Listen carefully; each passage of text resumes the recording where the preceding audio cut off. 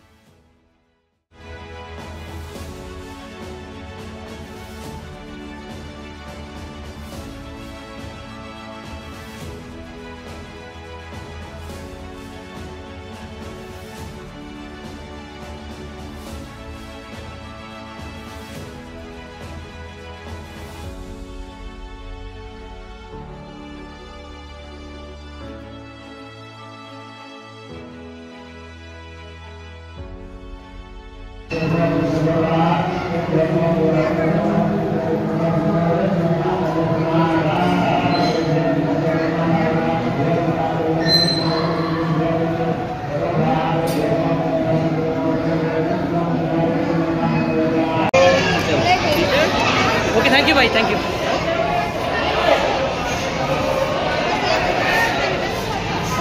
खरंच एक नंबर सुंदर असं दर्शन झालं। आयुष्यामधला सगळ्यात सुंदर क्षण, कारण आपणच म्हणतो ना एखादं स्वप्न असतं, ते स्वप्न पूर्ण झाल्यावर जो आनंद मिळतो तो आनंद काही वेगळाच असतो। आणि आज त्या आनंदाला खरंच मला ती पारावारच उरलं नाही। माझ्यासोबत माझे 2 भाचे पण आहेत आणि त्यांच्यासोबत येण्याचा हा जो दुर्लभ क्षण आहे तो खरंच मी कॅमेऱ्यामध्ये आज कैद करतो। तुम्ही पाहताय की महाकालेश्वर उज्जैनचं जे दर्शन आहे ना आणि त्यासाठी आलेले भाविक भक्त अतिशय निवडलेला अफाट, महाराष्ट्राच्याही बाहेर विविध राज्यांतून आलेले हे भाविक भक्त मनापासून श्रद्धेतून या देवाला आपलं साकडं घालतात।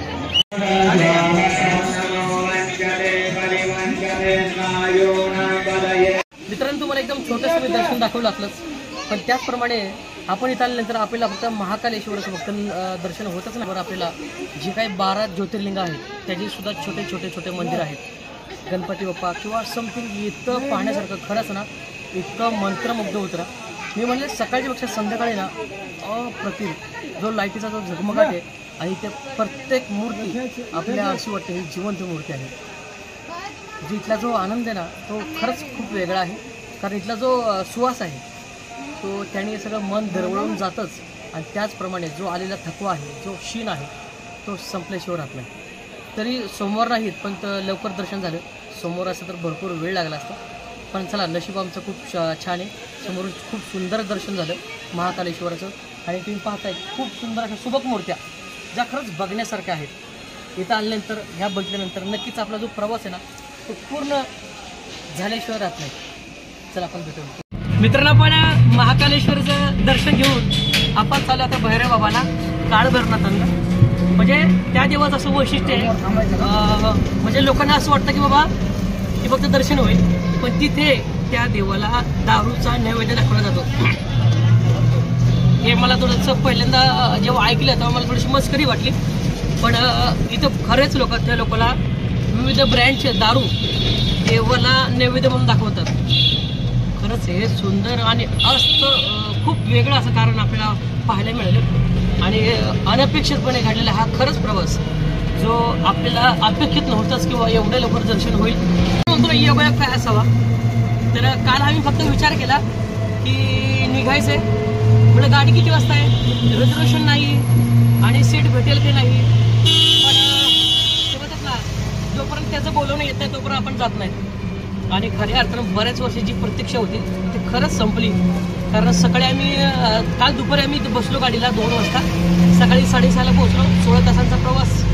त्यानंतर खूप थकलो होतो. एक रूम छोटीशी घेतली, आराम केला, आंघोळ केली, कपडे चेंज केले आणि त्यानंतर देवाला दर्शनाला गेलो. मला एक छोटं शूट करावं कॅमेऱ्याने, पण तो कॅमेरा अलाउड नाही. आता काय खूप टेन्शन आलं की कॅमेरा परत रूमवर ठेवला, मोबाईलवर शूट करतोय. पण इथं आल्यानंतर एक योग म्हणजे कसा की आम्हाला भैरव बाबाला जायचं काल भैरवनाथ, म्हणजे स्पेशली काय बघावं नेमकं. आणि मुळामध्येच इथं आम्हाला सुद्धा म्हणजे मराठी माणूस भेटला की त्यांची 3री पिढी ह्या ठिकाणी 2 पिढ्या आधी ह्या ठिकाणी उज्जैनला आले, कामानिमित्ताने इथं स्थायिक झाले. आणि त्यांची खूप भक्ती खंडोबावरती आहे, जय मल्हार. आणि योगागण त्यांची पण भेट झाली. म्हणजे बघा ना, म्हणजे योगा काय म्हणावं याला. हा जो योग आहे ना मला असं वाटतं कदाचित त्यांनीच घडवून आणलेला आहे. आणि आता आपण बसलोय ई रिक्षा, छोटीशी ई रिक्षा. इथे जवळजवळ मी म्हणेल ना उज्जैनपासून तुम्ही मध्य प्रदेशमध्ये कुठेही फिरा, ह्या सगळ्या ई रिक्षा तुम्हाला जास्तीत जास्त दिसेल. इथं रिक्षा नाही आहेत एवढ्या, पण इथूचा जो आनंद आहे ना तो खरंच म्हणजे लय इतकं भारी वाटलं मला. आणि आम्ही तिघे तरी एवढी दुप्पट धमाल केली. खाणं पिणं आणि रेल्वेमधला प्रवास ते वेगळे धमाल, आनंद वेगळा आला. जो मनाचा जी इच्छा होती ना ती खऱ्या अर्थानं पूर्ण झाली, ते महत्त्वाचं आहे. कारण बऱ्याच दिवसापासून जे मनात जे आपण फक्त एक इच्छित एक ध्येय होतं आपलं, आणि ते ध्येय आज आपण गाठून परतीचा प्रवास करायचा तर उद्याच. पण आज भैरव बाबाचं दर्शन करून तुम्हाला सुद्धा मी भैरव बाबाचं दर्शन घडवून आणणार आहे. आणि खरंच तो देव नैवेद्य तुम्हाला कसा दाखवतात, किंवा विविध लोक आपल्या हातामध्ये विविध ब्रँडचे दारू म्हणजे मद्य देवाला नैवेद्य स्वरूपात दाखवतात. तर तेच मग तुम्हाला दाखवेल 100% बघा, खूप आनंद वाटेल तुम्हाला.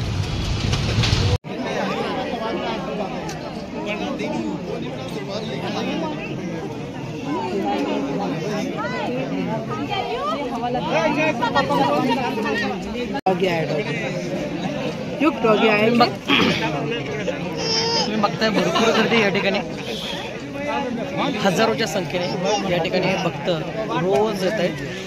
आणि मी म्हणेल जवळजवळ 50 ते 60% लोकच्या हातामध्ये मदिरा म्हणजे दारू आपल्याला पाहायला मिळते.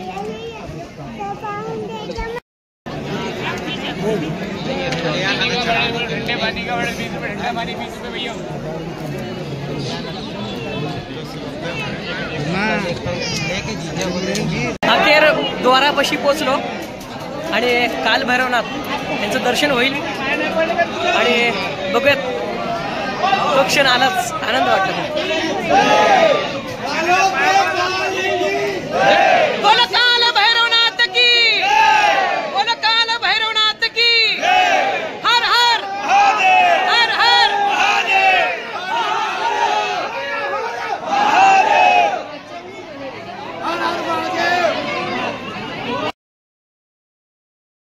आपण आलो भैरव बाबापाशी. आणि काल भैरवनाथ म्हणजे अष्टभैरवनाथ मधले एक भैरवनाथ. म्हणजे तुम्हाला सांगतो साधारण स्कंद पुराणामध्ये या भैरव बाबांचं काय काळ भैरवनाथांचं खूप असं महात्म्य सांगितलेलं आहे.